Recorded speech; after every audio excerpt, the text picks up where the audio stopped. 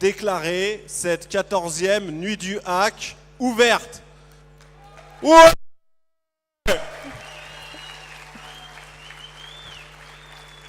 So let's open the show. And please, I would like you to welcome Mr. Pouzin.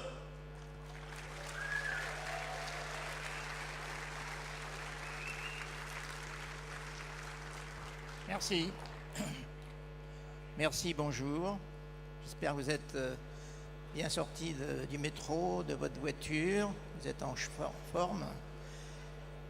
Bon, je vais parler en français parce que la plupart des gens, je crois, la majorité doivent être francophones. Il y a aussi des slides qui sont tantôt en anglais, tantôt en français. I can repeat in English. I'll speak French because I think the majority of people are speaking French. But slides sometimes are in English or in French. Pour commencer, un tout petit rappel sur l'ancienneté de l'Internet. L'Internet a commencé dans les années 70. Alors, contrairement à ce que beaucoup de gens croient, le début de l'Internet, c'est pas l'ARPANET. C'est un réseau espagnol mis en place par la Compañía Telefónica Nacional de España, qui avait été construit pour effectuer des transactions bancaires entre les banques espagnoles. On en parlait très peu parce que les Espagnols sont discrets en général sur ce qu'ils font. Mais ça, c'est quand même le premier réseau de paquets commercial. Bon, il était basé sur des techniques de circuit virtuel, ce qui était la seule chose qu'on savait faire à l'époque. Alors ça a été suivi ensuite par donc l'ARPANET. Alors la CTL, c'est environ quelque chose comme 68-69. ARPANET, c'est 71-72. TimeNet et la CITA sont deux autres réseaux contemporains de l'ARPANET. TimeNet, c'est une société de services qui s'appelait TimeShare qui avait créé un réseau, TimeNet, pour permettre à ses clients d'accéder à ses serveurs. Et la CITA, c'est un réseau qui était spécifique aux compagnies aériennes parce que c'était le début de la réservation de places online. Après, eh bien, il y a eu Cyclade, le réseau que nous avons développé en France, qui était le premier réseau de datagram au monde. Et puis, il y a eu Telenet qui a été suivi. C'est Larry Roberts qui a donc quitté l'ARPA pour fonder sa propre société pour vendre la commutation de paquets. Il y a eu 25 ensuite, les normes mises en place par l'Union internationale des télécoms qui s'appelait à l'époque le CCITT. Bon, je passe la suite. Ça, c'est le début de l'ARPANET, le début de l'Internet. Je veux dire que probablement vous n'êtes pas toujours au courant. Donc l'ARPANET, l'Internet, en fait, ça a commencé en 83 avec TCP/IP. Donc c'est en gros 10 ans plus tard que les premiers réseaux. Autrement dit, il y a eu pas mal de temps perdu, je pense. Alors une des pommes de discorde de l'Internet, qui l'est depuis le début et qui va le rester longtemps, je pense, c'est le DNS. Bon, vous savez ce que c'est l'annuaire. Alors l'annuaire, ça pourrait être un truc banal si c'était comme le téléphone, où on peut avoir des annuaires tant qu'on veut, du moment que c'est juste. Mais dans le cas de l'Internet, l'annuaire, c'est un document tout récent du Congrès américain pense que finalement, l'annuaire, c'est une propriété du gouvernement américain. Bon, ça c'est manifestement une manière de créer la discorde mondiale. Alors on va parler maintenant de la gouvernance. Alors je ne vais pas vous casser les pieds avec de la technique parce que vous en savez plus que moi. Mais je vais vous parler surtout de la partie essentiellement politique, stratégique de l'Internet, parce que maintenant l'Internet, ça n'est plus de la technique. C'est du commerce, de l'espionnage, c'est du pouvoir, c'est de l'hégémonie, c'est tout ce que vous voulez, sauf de la technique. Alors d'abord, un élément très important de l'Internet, c'est l'ICANN, société privée de droit californien, soi-disant non-profit, et qui a été créée en 1998, c'est-à-dire assez tard dans la vie de l'Internet. Alors il y a plein de gens là-dedans, il y a plein de directeurs, plein de groupes de travail, Enfin, c'est un truc très, très expansif qui a quelques petites difficultés parce que leur CEO, leur président, a un peu tendance à changer assez rapidement en ce moment. Le dernier, c'était Fadi Chiadé. Bon, il a quitté la barque en mois de mars et maintenant c'est un nouveau qui vient de Suède, dont vous entendrez certainement parler. Enfin, tout ça, c'est un grouillement intéressant, surtout si on s'intéresse au côté un peu obscur et un peu contestable de l'opération. Un budget qui est extrêmement difficile à trouver sur le site, parce qu'il faut toujours cliquer à droite à gauche. Il n'y a pas vraiment d'endroit où c'est marqué, mais enfin c'est supérieur à 100 millions de dollars par an. Bon, voilà. Vous pouvez regarder le site si vous voulez. Alors, quelles sont les principales activités de l'ICANN? Ben, c'est de faire de l'argent. Parce que l'ICANN vit des noms de domaine. Chaque fois que vous avez un nom de domaine, vous payez d'une façon ou d'une autre. Vous payez votre FAI, vous payez éventuellement, si vous êtes une société, vous payez les opérateurs, lesquels payent VeriSign, probablement, ou un autre registre de noms. Et pour finir, ça atterrit dans les comptes de l'ICANN. Alors évidemment, chacun prend sa petite part de pourcentage. C'est tout un système, un écosystème qui est donc une forme de raquette qui permet d'assurer à l'ICANN une durée de vie aussi longue que les noms de domaine. Alors, donc il y a la racine, bon je ne vous en parle pas parce que je l'ai dit à l'instant, c'est l'annuaire. Enfin, c'est la table des matières de l'annuaire, parce que l'annuaire c'est un gigantesque système de fichiers, en arbre bien sûr, qui est basé sur une technique tout à fait habituelle, conforme par exemple à la famille Unix par exemple. C'est classique. Mais la racine, c'est simplement l'endroit où il y a la table de départ, la table des premiers noms qui sont à droite dans le nom, c'est ce qu'on appelle les top-level domains. Et puis, il s'occupe aussi de paramètres de protocole, mais ça, vous inquiétez pas, il s'en occupe pas beaucoup, parce qu'il y a l'UATF pour ça. C'est vraiment quelque chose qui est là pour le décor.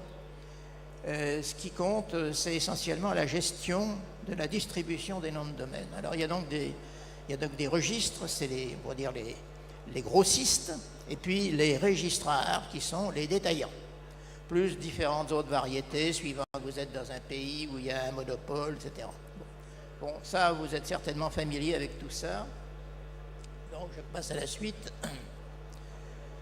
Alors, cet annuaire et toute la gestion des noms de domaine sont devenus un lieu d'enjeux économiques très, très vivaces et très sensibles. Alors d'abord, c'est ce qui fait vivre un certain nombre de compagnies, par exemple Cisco, parce que il y a les routeurs, il y a toutes sortes d'informations, toutes sortes d'applications qui sont basées sur les noms de domaine. Donc il y a tout un business, des compagnies qui développent des applications spécifiques, par exemple pour les RFID. C'est par exemple la société de Bob Kahn qui a créé le DOI, Document Object Identifiers, qui semble pas trop mal marcher. Tout ça, c'est les noms de domaine. Hein. C'est de toute manière. Ils ont éventuellement leur propre convention, mais ça part du même problème, ça part de la même technique. Et puis les moteurs de recherche, tout ça, ça vit des noms de domaine. Alors évidemment, il y a des restrictions d'adressage parce qu'il ne faut pas prendre n'importe quel nom, il ne faut pas qu'il soit trop choquant pour les gens, il faut qu'il soit éventuellement pas trop long, il ne faut pas qu'il corresponde à des noms déjà bien admis, comme la Croix-Rouge par exemple, il ne faut pas qu'ils prennent des noms géographiques bien connus comme Amazon. Bon, il y a plein de choses comme ça. Ça fait des bouquins et d'ailleurs ça varie suivant les années. C'est pas très stable comme règle. Bon, alors en plus, ça sert en principe donc à accéder aux informations de société avec le WHOIS ou bien à des informations éventuellement personnelles parce qu'il faut décliner toutes ces coordonnées lorsqu'on prend des noms de domaine. Alors ça, c'est évidemment une forme particulière de collecte de données dont sont friands en général les sociétés qui font du marketing. Alors au niveau international, Parce que tout ce que je vous ai dit tout à l'heure, c'est principalement quelque chose qui est organisé à partir des États-Unis. L'ICANN est américain, la racine est gérée aux États-Unis, toutes les règles qui sont mises en place, c'est fait par l'ICANN, donc tout ça c'est américain. Mais il y a quand même le reste du monde. En fait, le reste du monde, c'est pas très commode à éventorier parce qu'il n'y a pas de règles.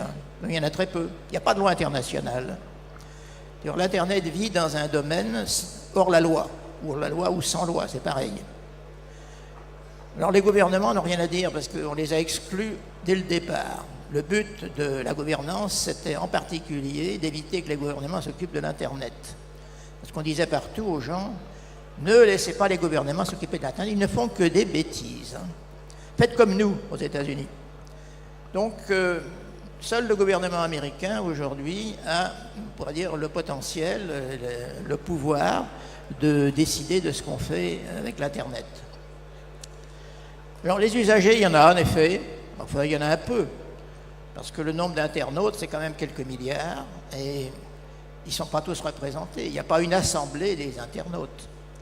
Donc ça se passe beaucoup plus par sélection, des lobbies divers. Il y a bien sûr, il y a la société civile qui est elle-même très dispersée, plus des groupes divers, techniques, commerciaux, etc. Bon, tout ça, c'est, on pourrait dire, une forme habituelle de système de pouvoir, c'est-à-dire qu'il y a un certain nombre de gens qui ont des intérêts pas forcément très convergents, qui sont groupés jusqu'à un certain point, mais pas au niveau mondial. Enfin, ils sont groupés. Il y en a partout dans le monde, mais ce que je veux dire, c'est qu'il n'y a pas une représentation qu'on pourrait dire démocratique du monde. Ça se passe beaucoup plus suite au contact que les gens ont avec la direction de l'ICANN et ainsi de suite. Donc, c'est pas très équitable du point de vue de la représentation. C'est même si peu équitable que dès le départ, disons depuis 2002, époque à laquelle on a commencé à avoir un premier sommet des Nations Unies sur l'Internet, les premières réclamations qui étaient partout dans les assistants, c'était le fait que l'ICANN n'avait aucune légitimité pour être le seul pouvoir de gestion de l'Internet. Mais ça n'a pas changé. Alors, pardon. Je me suis trompé de flèche.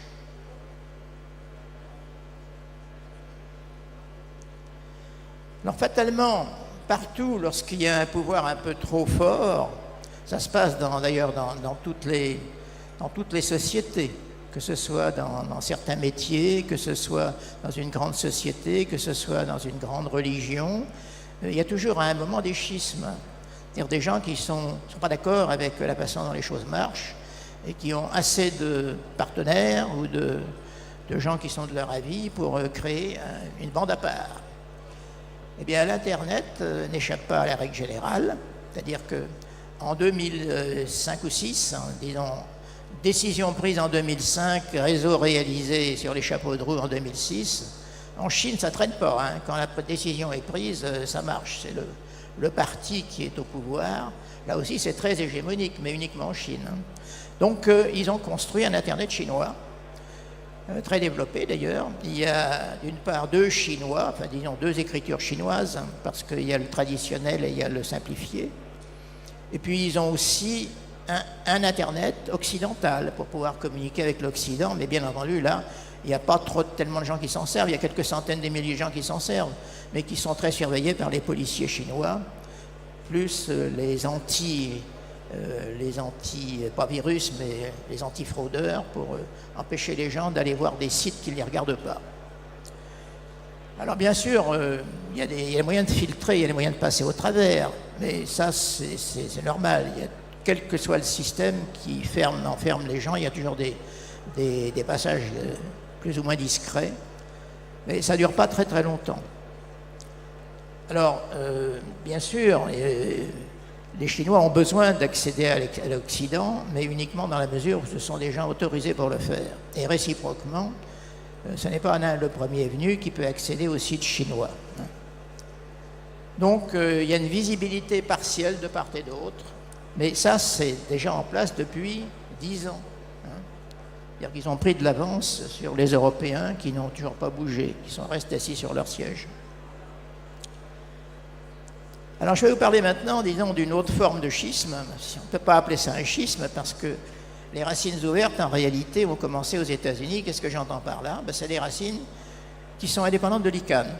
Voilà, ça existe. Bien que l'ICANN soit théoriquement le monopole en matière de racines, eh bien, même avant que l'ICANN existe, il y a eu des gens qui ont voulu faire leurs propres racines avec leur propre clientèle, leur propre top-level domaine. Souvent, au départ, c'était pour espérer faire de l'argent. Bon, la plupart n'ont pas vraiment réussi à faire fortune, mais il y en a un certain nombre qui ont quand même trouvé une clientèle spécifique pour des applications un peu plus distinctes ou un peu plus raffinées que ce qu'ils trouvaient sur l'Internet habituel. Et puis voilà. Donc en masse, en nombre d'abonnés, évidemment, c'est très inférieur à ce qu'est un réseau national, qu'il soit européen, américain. Le réseau chinois, c'est à peu près 800 millions d'utilisateurs. Hein. C'est-à-dire que c'est plus grand que l'Europe et les États-Unis réunis, ou même le continent américain. Donc ça représente un schisme très très important. Alors que les racines ouvertes, pour l'instant, c'est quelque chose qui est encore à un niveau relativement discret. Bien que ça existe depuis 1995, c'est-à-dire avant l'ICANN, ça n'a pas beaucoup évolué. Ça a grossi légèrement, mais ça permet quand même d'accéder à pas mal de choses. Et au départ, il y avait des gens qui avaient leurs racines dans lesquelles il n'y avait que leurs abonnés. Bon, ça n'a pas été très loin, ils ont compris assez vite qu'il valait mieux quand même offrir aussi l'accès à la racine de l'ICANN. Donc maintenant, on a accès à la racine de l'ICANN, à des racines qui sont propres à ces sociétés. Et dans ce que nous faisons en France, par exemple, nous avons aussi les racines chinoises, les racines arabes et les racines de geeks, enfin disons, toutes les racines indépendantes de l'ICANN qui veulent bien se faire connaître, c'est tout. Donc il n'y a pas de restriction a priori. Maintenant, il y a aussi des racines qui sont personnalisées et qui ne tiennent pas du tout à être connues. Hein. Donc il y a un nouveau monde qui s'installe discrètement parce qu'il n'est pas vraiment... il n'est pas vraiment officialisé au niveau de la gestion de l'Internet. Par ailleurs, il ne représente pas aujourd'hui un pouvoir vraiment gênant.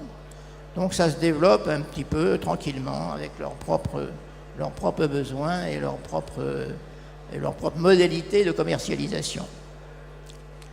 Alors en parallèle, il y a aussi les nouvelles extensions. Qui sont, bien sûr, elles font partie de l'ICANN, mais leur gestion, leurs règles sont en fait particulières. L'ICANN a inventé toute une théologie concernant les nouvelles extensions. Alors ça représente des pages et des pages de règles qui varient de temps à autre d'ailleurs, histoire de compliquer la vie des gens. Ça a été annoncé en 2008, ça aurait dû être en marche à la fin 2008. En fait, ça n'a été mis en marche qu'au printemps 2012. Donc c'est à voir, à suivre. Alors, exemple de TLD qui existe dans les racines ouvertes, il y en a des centaines. Hein. Ça veut dire que certains TLD sont éventuellement en doublure avec ce qu'il y a dans l'ICANN, mais la plupart sont des noms simplement pour lesquels il y avait une clientèle. Des gens qui demandaient est-ce qu'il y a un point art, par exemple, est-ce qu'il y a un point guitare, un point histoire. Bon, ok. Point Nigeria, évidemment, c'est un pays, mais enfin, c'est pas aujourd'hui utilisé directement dans l'ICANN. On a donc une pléthore de noms de domaines de top niveau qui sont disponibles dans ces racines ouvertes un peu confidentielles. Par exemple, ça c'est ce que nous avons fait en France.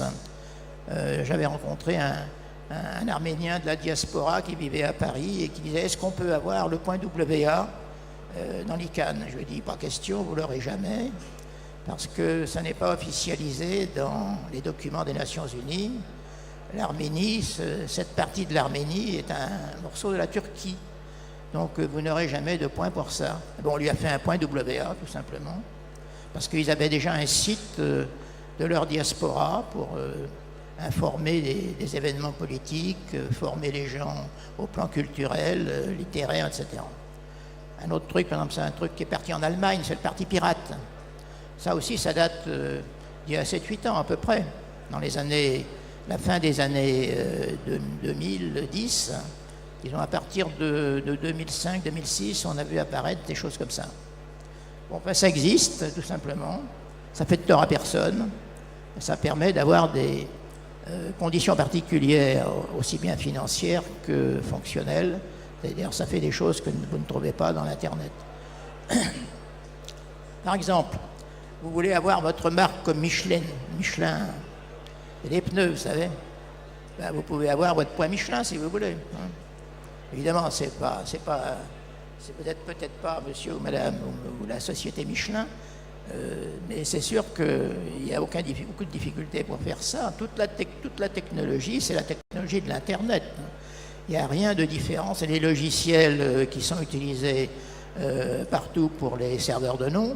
Donc, de ce point de vue-là, il n'y a pas d'invention en matière technologique. C'est simplement l'application avec des outils qu'on a déjà.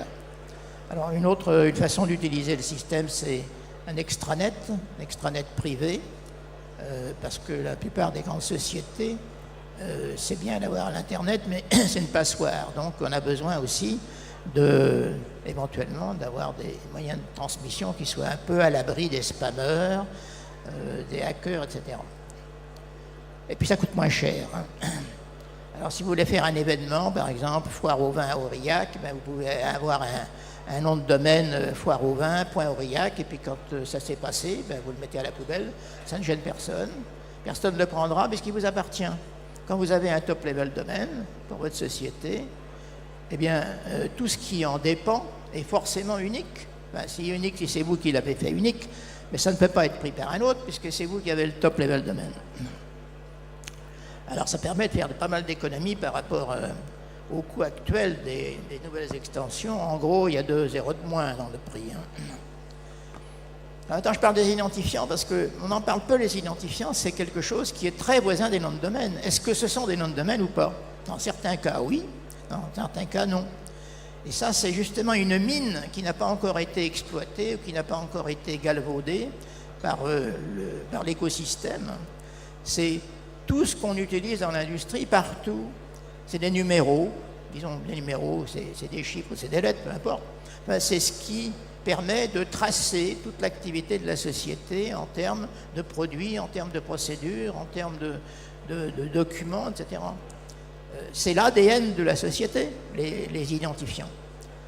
Alors ça, il ne faut surtout pas laisser passer ça dans les systèmes de gestion tels que ICANN, Google et compagnie.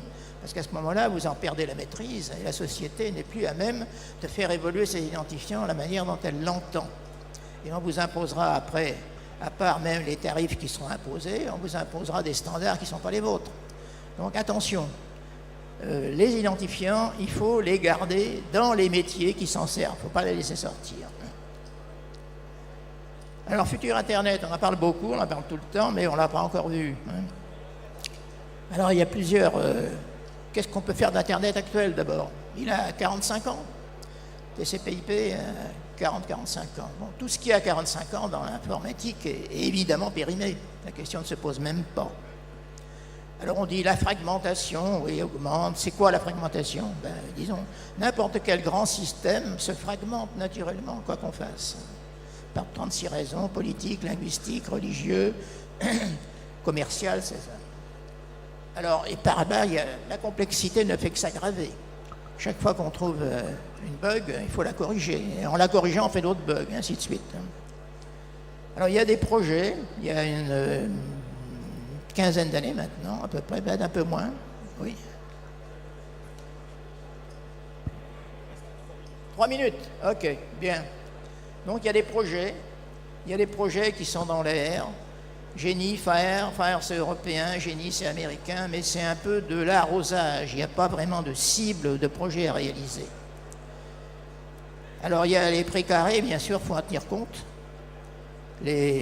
Aujourd'hui, l'Internet, c'est pratiquement le modèle du départ, c'est-à-dire client-serveur. Alors il y a les multinationales, hein, qui écrivent les votes, mais vous verrez ça dans les slides. La surveillance de masse, ben oui, ça, on a découvert ça bien tardivement. On le savait depuis 2002-2005. Il a fallu 10 ans de plus pour que ce soit révélé. Bon, la surveillance, bon, tout ça, c'est quelque chose qu'on ne va pas repousser. Ça va continuer à exister. Les lobbies, bon, j'en ai déjà parlé. Ils sont surtout américains aujourd'hui parce qu'ils ont le pouvoir de racheter presque les compagnies, les sociétés, même ils peuvent racheter un pays s'ils veulent.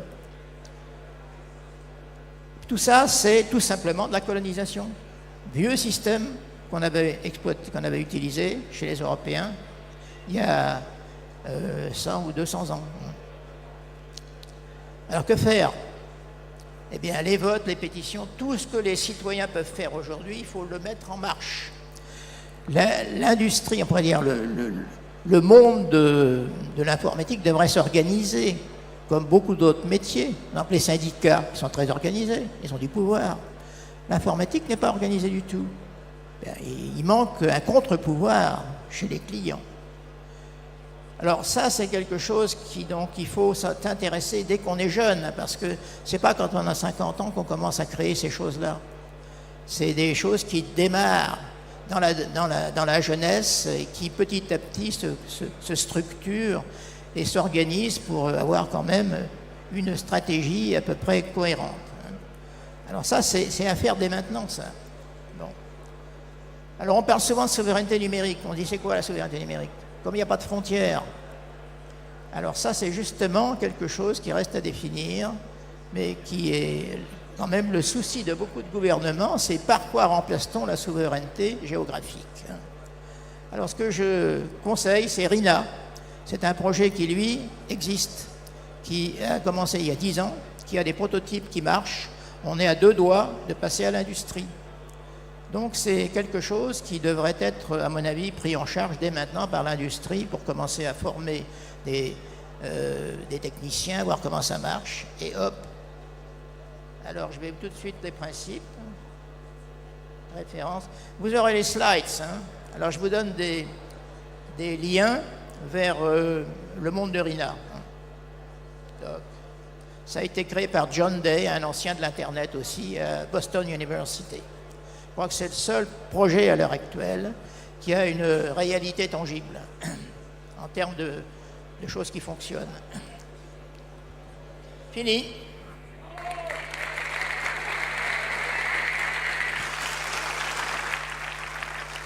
Merci infiniment, Monsieur Pouzin.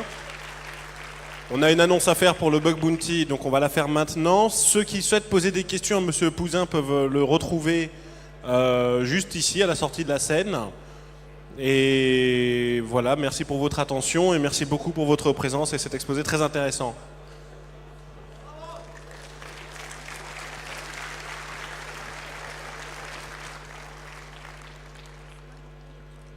Pour les annonces Bug Bounty, c'est maintenant.